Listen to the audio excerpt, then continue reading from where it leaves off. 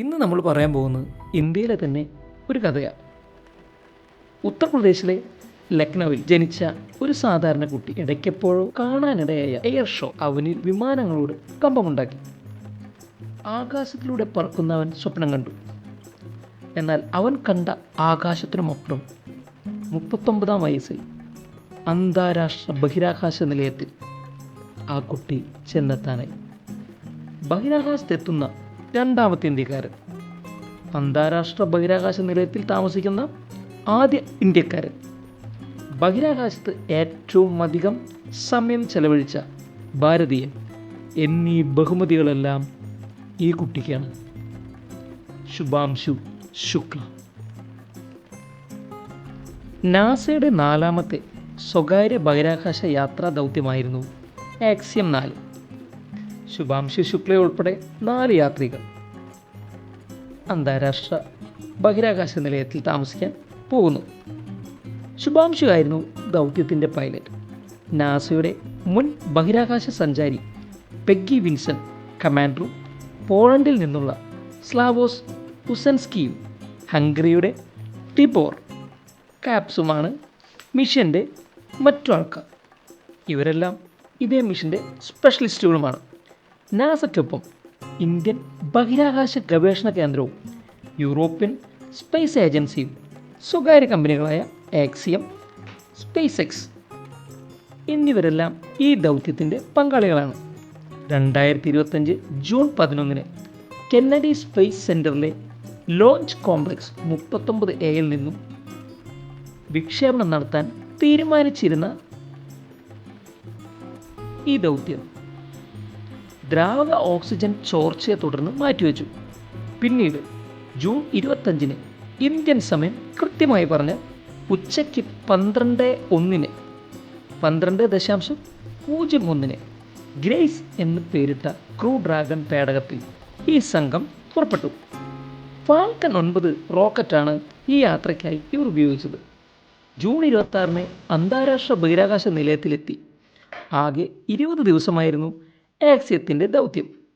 സംഘം അന്താരാഷ്ട്ര ബഹിരാകാശ നിലയത്തിലിരുന്ന് 288 തവണ നമ്മളുടെ ഭൂമിയെ ചുറ്റി. അതായത് ഏകദേശം 1.22 കോടി കിലോമീറ്റർ സഞ്ചരിച്ചു. ഇതിനെ ആകെ എടുത്ത 1984 ആദ്യ ബഹിരാകാശ സഞ്ചാരി എന്ന ഇന്ത്യക്കാരൻ, അതായത് ആദ്യ ബഹിരാകാശ യാത്രികൻ എന്ന നേട്ടം രാകേഷ് ശർമ്മ സ്വന്തമാക്കുന്നത്. സോവിയറ്റ് യൂണിയൻ്റെ സോയൂസ് പേടകത്തിൽ നടത്തിയ ആ യാത്രയുടെ 41-ാം വർഷത്തിലാണ് ശുഭാംശു ശുക്ലയുടെ അഭിമാനകരമായ ഈ നേട്ടം. 548 കോടി രൂപ മുടക്കിയാണ് ശുഭാംശു ശുക്ലയെ ഇന്ത്യ ഈ ദൗത്യത്തിൽ പങ്കാളിയാക്കിയത്. 1985 ഒക്ടോബർ 10 ലക്നൌവിൽ ജനിച്ച ശുഭാംശു 2006 വ്യോമസേനയിൽ കമ്മീഷൻഡ് ഓഫീസറായി.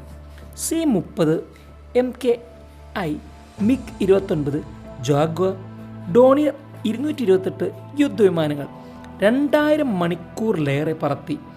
ഇതിനിടെ ബാംഗ്ലൂർ ഇന്ത്യൻ ഇൻസ്റ്റിറ്റ്യൂട്ട് ഓഫ് സയൻസിൽ നിന്ന് എയറോസ്പേസ് എഞ്ചിനീയറിംഗ് M.Tech നേടി. ആക്സിയം ദൗത്യത്തിൽ പുഷ് എന്നാണ് ശുഭാംശു ശുക്ല അറിയപ്പെട്ടത്. മാമ്പഴച്ചാറും ക്യാരറ്റ് ഹൽവയും ചെറുപയർ ഹൽവയും ഒക്കെ ആയിട്ടായിരുന്നു ശുഭാംശുവിൻ്റെ യാത്ര. ഇന്ത്യയുടേതായി 7 പരീക്ഷണങ്ങളാണ് ശുഭാംശു അവിടെ നടത്തിയത്. അന്താരാഷ്ട്ര ബഹിരാകാശ സ്റ്റേഷനിൽ നിന്ന് പ്രധാനമന്ത്രി നമ്മളുടെ നരേന്ദ്രമോദിയോടും സ്കൂൾ വിദ്യാർത്ഥികളോടും സംവാദിക്കാനും ശുഭാംശുവിന് കഴിഞ്ഞു. ഇതെൻ്റെ മാത്രം യാത്രയല്ല, ഇന്ത്യയുടെ യാത്രയാണ്. ശുഭാംശു വെറുതെ അങ്ങ് പോയതൊന്നല്ല കേട്ടോ. ഇന്ത്യ അങ്ങനെ വെറുതെ വിട്ടതുമല്ല. 546 കോടി രൂപയൊക്കെ ചെലവഴിച്ചുകൊണ്ട്. ബഹിരാകാശത്തിലെ വാസം മനുഷ്യപേശികളെ ബാധിക്കുന്നതെങ്ങനെ? ഗുരുത്വാകർഷണം നാമമാത്രമായ അവസ്ഥയിൽ ടാർഡിഗ്രേഡ് എന്ന സൂക്ഷ്മജീവിയുടെ അതിജീവനം എങ്ങനെയായിരിക്കും? അതിൻ്റെ ജനിതക മാറ്റവും എന്തെല്ലാം പ്രജനനവും ഇവിടെ നടക്കും? ഉലുവ, ചെറുപയർ എന്നീ വിത്തുകൾ മുളപ്പിക്കാൻ സാധിക്കുമോ?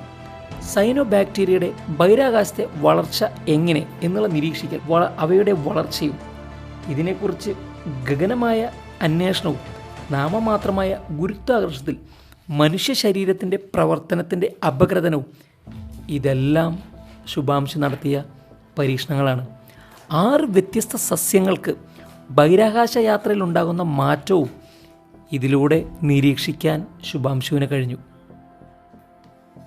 ജൂലൈ 14 വൈകിട്ട് കൃത്യമായി പറഞ്ഞാൽ 4:45 ബഹിരാകാശ നിലയത്തിൽ നിന്നും പുറപ്പെട്ട സംഘം 22.5 മണിക്കൂർ യാത്ര ചെയ്ത് ജൂലൈ 15 ഭൂമിയിൽ തിരിച്ചെത്തി. വൈകിട്ട് 3:01 US കാലിഫോർണിയക്കടുത്ത് സാൻ ഡിയാഗോയിൽ ശാന്ത സമുദ്രത്തിലെ ക്രൂ ഡ്രാഗൺ ഇറങ്ങിയത്. 60ഓളം പരീക്ഷണങ്ങളും അവയുടെ വിവരം ഉൾപ്പെടെ 263 കിലോഗ്രാം ചരക്കുമായിട്ടായിരുന്നു ഇവരുടെ മടക്കം. ശാന്ത സമുദ്രത്തിൽ സ്പ്ലാഷ് ഡൗൺ ചെയ്ത പേടകത്തിൽ നിന്ന് ആദ്യം ഇറങ്ങിയത് പെഗ്ഗി വിൽസനാണ്. രണ്ടാമതായാണ് ശുഭാംശു പുറത്തെത്തിയത്. തിരിച്ചെത്തിയ സംഘാംഗങ്ങൾ ഒരാഴ്ച ഹൂസ്റ്റണിലെ ജോൺസൺ ബഹിരാകാശ കേന്ദ്രത്തിൽ കഴിയും. അവിടെയായിരുന്നു അവർ തങ്ങിയത്.